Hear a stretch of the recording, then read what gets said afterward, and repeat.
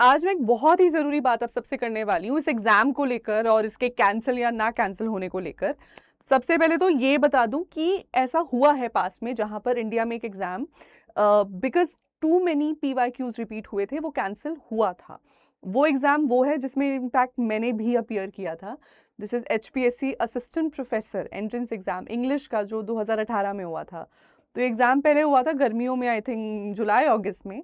And then 2012 से 80 questions repeat हो गए थे। एंड फिर पता चला कि शायद कोई लीकेज का मामला है, और वो बात एक्चुअली सामने भी आ गई थी कि किसी ने किसी को इन्फॉर्म किया था, एंड वो एक इनडायरेक्ट लीकेज का तरीका था, उनको बता दिया गया था। एंड देन फिर उस एग्ज़ाम को कैंसिल करके with in a month HPSC ने अपना दूसरा री एग्ज़ाम कंडक्ट करवाया था, और आने वाली जो सारी प्रोसीडिंग्स हैं वो उसी प्रोसेस से की थी। वो अलग बात है कि वो जो री एग्ज़ाम हुआ है उसमें भी तकरीबन 30 क्वेश्चंस यूजीसी नेट के पीवाईक्यूज ही थे।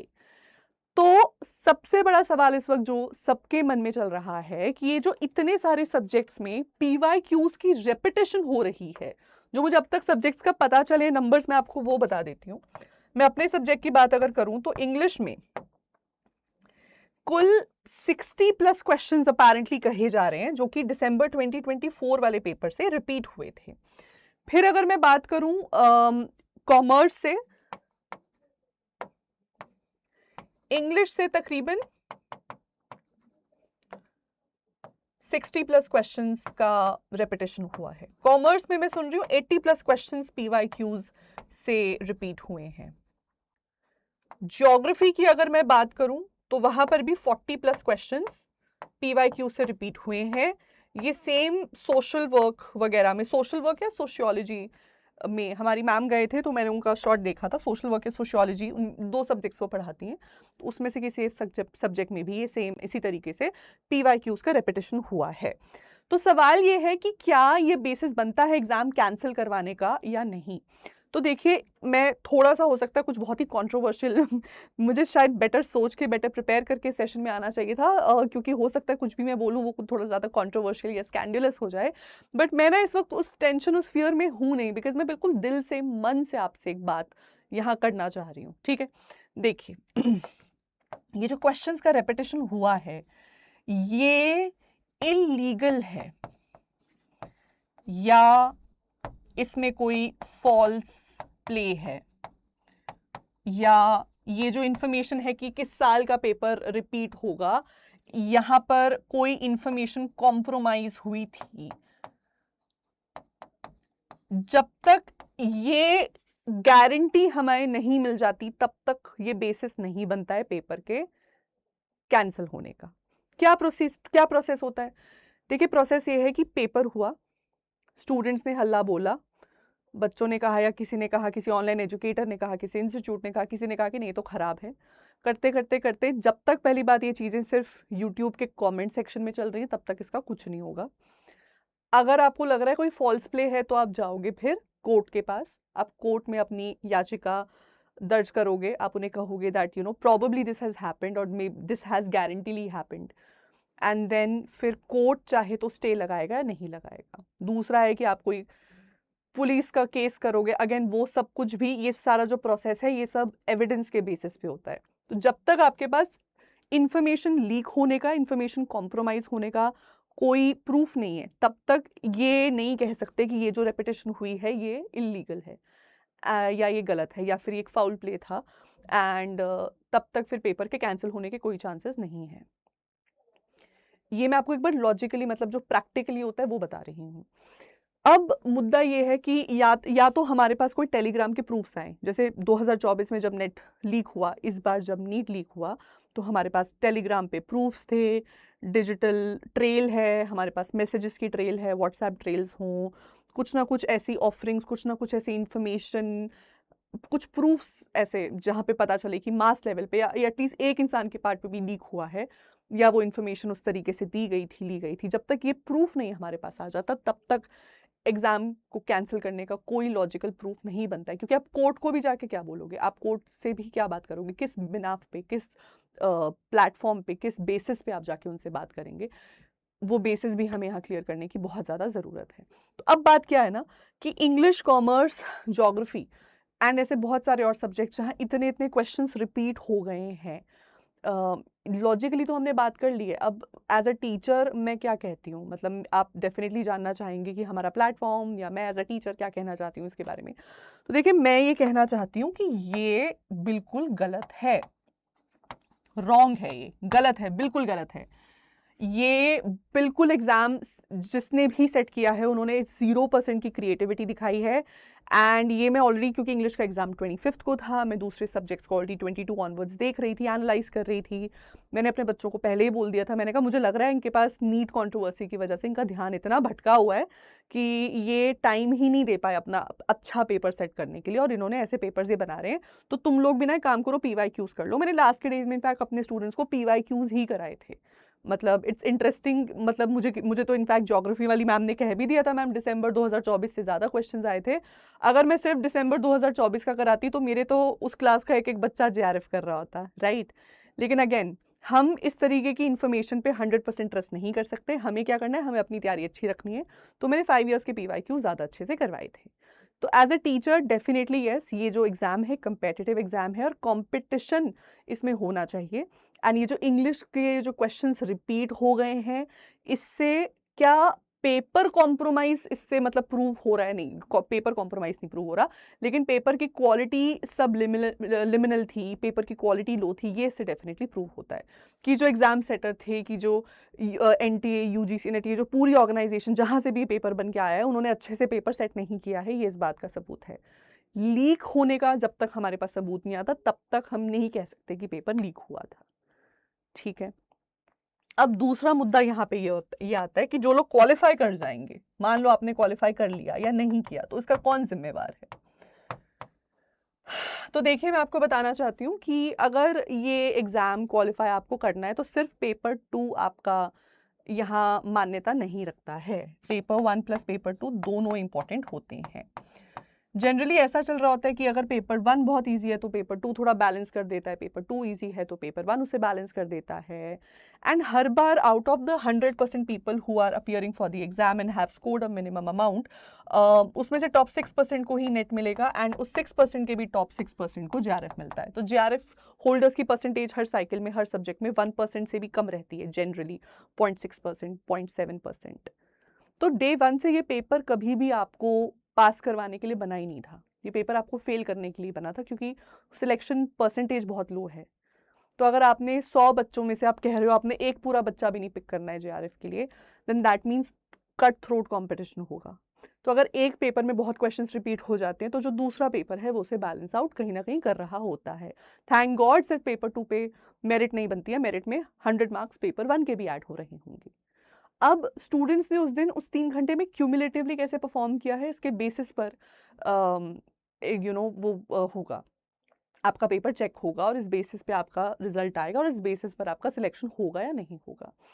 अब जो लोग ये कह रहे हैं कि पेपर क्योंकि रिपीट हुआ है तो कैंसिल ही होना चाहिए, बिकॉज ये क्वेश्चंस तो हमने देख रखे हैं, तो फिर इसमें एक और एंगल आ जाता है जो मुझे नहीं पता लोगों ने अभी तक सोचा या नहीं सोचा है, और वो ये है कि क्या मैं ये प्रूव कर सकती हूँ कि मैंने तो 2024 के क्वेश्चंस देखे ही नहीं थे, फिर भी मेरा नेट हो गया, फिर भी मेरा JRF हो गया, फिर क्या मैं पेपर कैंसिलेशन से बच जाऊंगी?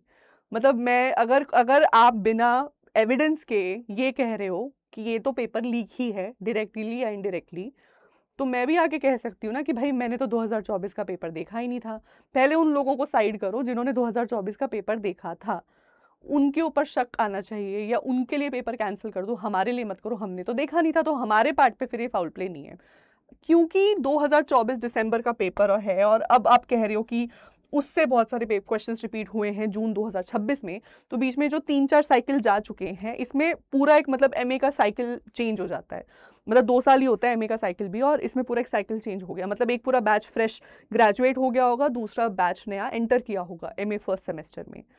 तो देर जायज़ सी बात है, हो सकता है बहुत सारे लोगों ने इनफैक्ट वो 2024 वाला पेपर देखा भी ना हो, और वो लोग जब पेपर देने आए हैं वो तो आपको मतलब यूट्यूब इंस्टाग्राम के थ्रू पता लग रहा है ना कि वो वाला पेपर रिपीट हुआ है, वरना बहुत लोग जो अपने घरों में बैठे थे जिन्होंने 2024 का पेपर देखा भी नहीं था, उनको तो पता भी नहीं लगता कि ये 2024 का पेपर रिपीट हुआ है। तो इसका मतलब ये है कि अभी तक जो सिनेरियोज हमारे सामने हैं, फिर से रिपीट करके बोल रही हूँ, जब तक कोई फाउल प्ले, कोई इलीगैलिटी की इन्फॉर्मेशन कॉम्प्रोमाइज़ हुई थी, की लीकेज हुई है, कोई हमारे पास जब तक व्हाट्सएप ट्रेल, टेलीग्राम की ट्रेल, कोई हमारे पास रिसीट्स, कोई मैसेजेस जब तक ये प्रूफ के तौर पे नहीं आ जाते, तब तक ये लीगल बेसिस नहीं बनता है पेपर के कैंसिल होने का। अब क्या ऐसे लोग हैं जो आगे बढ़ के कहना चाहते हैं कि नहीं कैंसिल होना चाहिए? देखिए, ऐसे लोग होते हैं, वो कोर्ट केस भी कर देते हैं, PIL डाल देते हैं या फिर डायरेक्टली केस कर देते हैं NTA के खिलाफ। अब उसमें फिर कोर्ट देखेगा कि क्या उन्हें NTA के इस एग्ज़ाम, इस साइकिल पे रोक लगानी है या नहीं लगानी है। आप अगर मुझसे पूछना चाहते हो पर्सनली कि क्या पेपर कैंसिल होना चाहिए या नहीं, तो मैं तो नहीं कहूँगी कि कैंसिल होना चाहिए।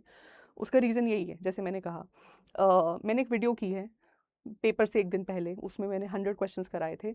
बच्चे कह रहे हैं कि उसमें से 10-15 क्वेश्चंस एज इट इज़ अगले दिन पेपर में थे। क्यों? क्योंकि वो मैंने 5 साल के BYQ से ही क्वेश्चंस बनाए थे, ठीक है। अब उस वीडियो पे पेपर वाले दिन तक 20,000 व्यूज़ थे। मतलब तकरीबन 50-60 हज़ार बच्चे हमारे पेपर में अपीयर करते हैं इंग्लिश में, उसमें से 20,000 लोगों ने वो वीडियो देखी थी।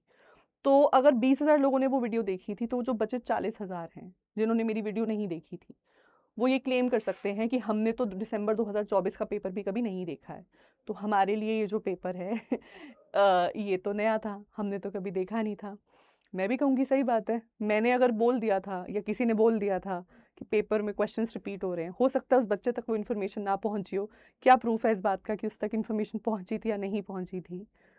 So yes, the act of repetition is bad, it is low on part of NTA कि वो ये कर रहे हैं इतने हाई लेवल के कॉम्पिटिटिव एग्जाम में, जहाँ क्रिटिकल क्वेश्चंस के बनने की ज़रूरत है, वहाँ पर ऐसे डायरेक्ट क्वेश्चंस का आ जाना एंड फिर उसके ऊपर से क्वेश्चंस पूछना, येस, एंड ऊपर से रिपीटिशन होना, ये सब बहुत ही गलत है। येस, उन्हें और ध्यान से पेपर सेट करना चाहिए, लेकिन मैं फिर से कह रही हूँ, मेरे हिसाब से कैंसिलेशन का ये एक लॉ इस पर नहीं बनता है, बेस नहीं बनता है।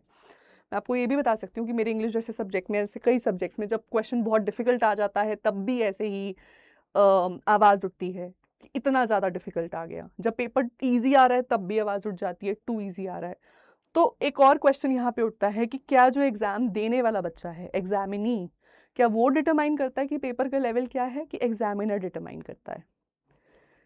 पहले ये सवाल उठते नहीं थे। मैंने एग्ज़ाम 2018 में दिया था, 17 में मेरा ट्रायल था, 18 में मेन अटेम्प्ट था। उस टाइम ये बातें उठती नहीं थी क्योंकि यूट्यूब पे इस तरीके के प्लेटफॉर्म्स नहीं थे जहाँ पर ये मंच नहीं थे जहाँ पर ये बातें हों। इंस्टाग्राम जैसी जगहों पे भी रील्स का तब ऑप्शन नहीं था, सिर्फ फ़ोटोज़ होती थी। तो इस तरीके से सोशल मीडिया को एक्टिविज़म के लिए यूज़ नहीं किया जा रहा था। तो उस टाइम भी मेरे जितने मार्क्स आते थे, मेरे प्रॉब्ली आज भी उतने ही मार्क्स आएंगे नेट के पेपर में, क्योंकि वो हर बार कुछ ना कुछ नया डाल देते हैं, हर बार कुछ ना कुछ नया ऐड कर देते हैं। इट्स नॉट दैट कि 7-8 साल पढ़ाने के बाद मुझे भी सब कुछ आ गया, वो हर बार कुछ ना कुछ नया कर देंगे। इट्स जस्ट दैट कि उस टाइम ऐसे प्लेटफॉर्म्स नहीं थे जहाँ पर सोशल एक्टिविज्म होता था, अब ऐसे प्लेटफॉर्म्स हैं। तो अब जो एग्जामिनी है वो बहुत हेड ऑन क्रिटिसाइज कर पाता है एग्जामिनर को। बट अगेन फिर से मतलब वही मेरा सवाल कि क्या एग्जामिनी बताएगा कि एग्जामिनर को कैसे क्वेश्चन सेट करने चाहिए?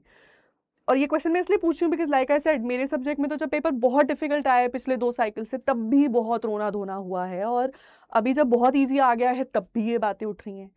प्रॉब्लम की बात यह है कि जो बच्चा इस बात से अनजान था कि ये पेपर 2024 का था और जिस बेचारे का पेपर अच्छा गया है, वो टेंशन में मुझे रात को 2-2 बजे मैसेज कर रहे हैं, मैम हमें तो नींद नहीं आ रही, हमें तो, हम लोग इंस्टाग्राम पे डाल रहे हैं कि इस बार जिसने पेपर क्वालिफाई किया ना वो मंद बुद्धि होगा, वो बेवकूफ़ होगा क्योंकि उसने ऐसा पेपर क्वालिफाई किया है। अब ऐसे क्या कहूँ मैं? मैंने जब अपनी तैयारी नेट की शुरू की थी, मैंने तो शुरू ही PYQ से की थी। मेरे पापा ने सबसे पहले मुझे एक प्रीवियस ईयर क्वेश्चंस 10 इयर्स की कॉपी लाके दी थी, और चाहे वो HPSC का मेरा असिस्टेंट प्रोफेसर का एग्जाम था, चाहे मेरा नेट का एग्जाम था, चाहे मेरा वो दिल्ली यूनिवर्सिटी का MA एंट्रेंस था, मैंने तो भाई सबसे पहले तो हम PYQs ही घोल के पीते हैं, ठीक है? तो जस्ट बिकॉज एक बेचारे ने अपनी तैयारी में बट ऑब्वियस जो करना चाहिए था उसने वो किया और उसको वो फायदा दे गया, तो अब इसमें लोग सोशली आके, सोशल मीडिया पे आके उन लोगों के अराउंड एक ब्रांडिंग करें, ये भी अच्छा नहीं है। तो अगर मेरा इस प्लेटफॉर्म से मतलब मैं यही कहना चाहूँगी, अगर किसी के पास प्रूफ है इस बात का कि एक फाउल प्ले हुआ है, कि एक्चुअली किसी को तो इन्फॉर्मेशन लीक हुई थी कि हम फलाना फलाना सब्जेक्ट्स में 2024 के पेपर रिपीट कर देंगे, आप वही पढ़ाना। अगर ये प्रूफ किसी के पास है तो आप जाइए कोर्ट में, आप कोर्ट में अपने एविडेंस पेश करिए, आप इस एग्जाम पे स्टे लगवाइए, आप री नीट की बात करिए, आप री नेट की बात करिए। अगर आपके पास ऐसा कोई प्रूफ नहीं है तो कृपया करके सोशल मीडिया पे आके ऐसे नैरेटिव्स मत क्रिएट करिए जिसका कोई कॉन्सिक्वेंस नहीं है आपके लिए भी और उस बेचारे के लिए भी नहीं, जिसका जो एग्जाम में बैठा था इस बार। एंड अगर फिर भी आपको लगता है कि नहीं, आपको एक आवाज़ उठानी है, हल्ला करना है, देन डेफिनेटली सबसे पहला काम हम क्या करेंगे, बहुत सारे प्लेटफॉर्म्स हैं जहाँ से आप ये आवाज़ उठा सकते हैं। हम क्या कर सकते हैं अपने पार्ट पे, ये कर सकते हैं कि हम हर तरीके के एग्जाम के लिए तैयार रहें। जस्ट बिकॉज इस बार पेपर PYQ से रिपीटेड आ गया, इसका ये मतलब नहीं है कि दिसंबर साइकिल में ऐसा होगा। हो सकता है वापस दिसंबर के साइकिल में बहुत डिफिकल्ट पेपर आ जाए फिर से, ऐसे क्वेश्चन 60 क्वेश्चन ऐसे आ जाएं जो आपने ना देखे। अभी आप कह रहे हो 60 क्वेश्चन ऐसे हैं जो आपने देखे हुए हैं, हो सकता है 60 क्वेश्चन ऐसे आ जाएं जो आपने ना देखे हो, फिर बताना फिर क्या बोलोगे तब भी क्या आगे यही बोलोगे। और जितने लोग आवाज़ उठा रहे हैं, अगर उसमें से किसी का नेट इस बार हो जाता है, क्या वो अपना नेट सर्टिफिकेट वापस भी करेगा? मतलब आई विश मेरे पास ये ऑप्शन होता। कमेंट्स जब मैं पढ़ती हूँ तो उन लोगों से आई विश मैं पूछ सकती कि आपका अगर हो गया इस बार क्वालिफाई, कि आप अपना सर्टिफिकेट रिटर्न कर दोगे क्या NTA को। अनफॉर्चुनेटली जब वन वे कम्युनिकेशन होता है तो बहुत सी चीज़ें बस लोग कह के चले जाते हैं, बट उनका बेसिस होना ना होना ये सब चीज़ें बाद में देखा जाता है, सोचा जाता है, उसकी इम्प्लीकेशंस वो नहीं सोचते हैं अभी के लिए। इसलिए मैं बस यही कहना चाहूँगी जितने भी लोग इस सेशन को देख रहे हैं कि प्लीज़, अगर आपने इस बार नेट दिया है, प्लीज़ आप स्ट्रेस्ड आउट मत होइए ये टेंशन में। अगर आपका पेपर अच्छा आ गया लेकिन पेपर कैंसिल हो गया तो बहुत से बच्चे स्ट्रेस में, ये स्ट्रेस मत लो। जब तक कोई प्रूफ नहीं मिल जाता तब तक ये क्वेश्चंस का रिपीट होना इलीगल नहीं है। देखो, ये कोई लीगल प्रोविजन नहीं बनता पेपर के कैंसिल होने का, ठीक है। और आपका काम है अपनी पढ़ाई करना।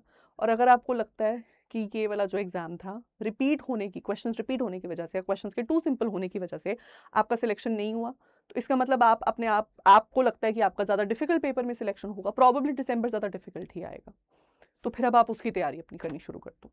बस मैं यही कह सकती हूँ इस प्लेटफॉर्म के माध्यम से। So that's all for today. Thank you so much everybody session को देखने के लिए। अगर आप दिसंबर के अटेम्प्ट की तैयारी करना चाह रहे हैं तो प्लीज़ हमारे चैनल को ज़रूर सब्सक्राइब कर रखिए, अड्डा 24/7 UGC नेट। इसी के साथ साथ सभी पेपर 1 की क्लासेस जुलाई ऑनवर्ड्स, फर्स्ट वीक से 6 जुलाई से स्टार्ट हो जाएंगी। पेपर 2 की सभी क्लासेस मिड वीक यानी कि 14, 15, 13 जुलाई से स्टार्ट हो जाएंगी। तो आप में से जितने लोग भी UGC नेट के किसी भी सब्जेक्ट की तैयारी करना चाहते हैं, लैंग्वेज हो गया, सोशल स्टडीज़ हो गया, कोई भी सब्जेक्ट, हम सबकी तैयारी इस चैनल पे करवाते हैं। हमारे चैनल पे जब आप जाएंगे तो आप देखेंगे कि English, Hindi, commerce, EVS, home science, management, history, political science, education, public ad, mass com, law, geography, economics, physical education, computer science, psychology, sociology, Urdu, Sanskrit, music, philosophy, social work, visual arts जैसे सभी एग्जाम्स, प्लस इसके अलावा Rajasthan SET, Madhya Pradesh assistant professor, RPSC assistant professor, UGC workshops, AI skills, हर तरीके की तैयारी यहाँ पर कराई जाती है। तो किसी भी बैच में एनरोल करने के लिए आप नीचे दिए गए नंबर पे ज़रूर कॉल कर लीजिए, 9800002247। हमारे एग्जाम काउंसलर्स आपको गाइड कर देंगे कि कौन से बैच को लेना आपके लिए बेटर होगा। एंड करंटली सभी बैचेस पे ऑफ डिस्काउंट्स भी चल रहे हैं, so you can also actually avail that. That's all. My name is Aishwarya Puri and I am signing off from today's sessions. आपका क्या मानना है इसके बारे में, आप मुझे बताइए, और क्या सोचते हैं आप ये पूरी सिचुएशन के बारे में। बिल्कुल ये बात सच है कि NTA ने इतने क्वेश्चंस रिपीट करके अच्छा नहीं किया है। हम बहुत अच्छी तैयारी करते हैं, करवाते हैं। एज टीचर्स हम भी बहुत मेहनत करते हैं, स्टूडेंट्स मेहनत करते हैं खुद के रिजल्ट के लिए, हम उनके लिए मेहनत कर रहे हैं, हम सब मेहनत किए जा रहे हैं। और फिर ये जब क्वेश्चंस इतने सिंपल और डायरेक्ट आ जाते हैं तो sometimes you sit and you think, अरे क्या मैं इसके लिए ये सब कर रहा था। डेफिनेटली उनको अपने पेपर एग्जाम सेटिंग के प्रोसेस को रीवैल्यूएट करने की ज़रूरत है, बेटर क्वेश्चंस को फ्रेम करने की ज़रूरत है, और एक बैलेंस पेपर क्रिएट करने की ज़रूरत है जहां हर लेवल के क्वेश्चंस उन 200-150 क्वेश्चंस में पूछे जाएं, कि कुछ क्वेश्चंस इजी हैं, कुछ मीडियम हैं, तो कुछ हार्ड हैं, सो दैट एक फेयर लेवल प्लेइंग ग्राउंड बने for all the candidate, so that हम ये ना कह सकें कि किसी को अनड्यू बेनिफिट या डिसएडवांटेज मिल रहा है। लेकिन फिर से रिपीट करती हूँ, क्वेश्चंस का रिपीट होना लीगल बेस नहीं बनाता है। Without any evidence of a false play, foul play, ये बेसिस नहीं बनाता है पेपर कैंसिल होने का। तो प्लीज़ अगर आप एंग्शियस हो रहे हैं तो वो मत होइए, रिलैक्स करिए, आप अपनी आगे की तैयारी शुरू करिए। PhD में एडमिशन लेना था, कोई असिस्टेंट प्रोफेसर एग्जाम की तैयारी है, कोई इंटरव्यू है, प्लीज़ आप उसकी तैयारी करिए और बने रहिए। और किसी भी जानकारी और पढ़ाई के लिए हमारे साथ इस चैनल पे अड्डा 24/7 UGC नेट। Thank you.